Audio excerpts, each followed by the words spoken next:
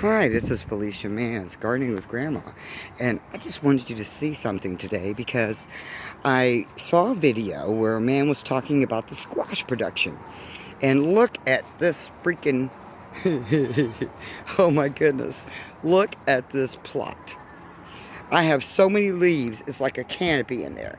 And he was saying, which would sound very smart, that in the morning, the bees are out here trying to pollinate. And they can't get to these flowers down below. So this morning I came in here and started cutting out sections of the big leaves to allow them in. And believe it or not, they were out here doing their thing. I saw these great big flowers were open and the bees were in there like squiggling around and, you know, dusting it up, getting ready to take it over to the other flower. And that's how they get their fruit to get bigger than about that big. He said if you don't get the pollination, they don't get much bigger than this, and that's when you stop getting your large squash. So, oh, and look at Gabby's watermelon. Isn't it pretty? I can't wait until it gets bigger. So everything else seems to be doing pretty well. I'm going to continue cutting down all of these massive leaves so the bees can get in there and do their thing. In the greenhouse, we've been harvesting tomatoes like every other day. You can see quite a few are still getting red in here. I pulled out a few red ones already. I had those massive amount of earwig bugs trying to get in here. So I put some cornmeal down on the floor and they eat it up, and you know it kills them, right? Just like ants. It's very, very pet friendly and children friendly because the cornmeal will not injure them.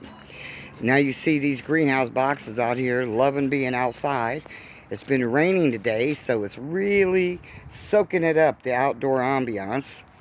Over here, these tomatoes are doing really good. This one plant just seems to have so many tomatoes on it. It's like leaning on the fence. I had to put up a fence because a critter got in there and ate one bite out of a tomato. And you're only going to get me the one time, so I hadn't put up my fence yet. Over here, the collards, they're looking beautiful, see? Now, I did have a problem. I had millions of yellow crickets and all kinds of crazy stuff jumping around back here on these greens in this back plot. And what I did was I took everything out and replanted it. And as you can see, we've already got growth coming.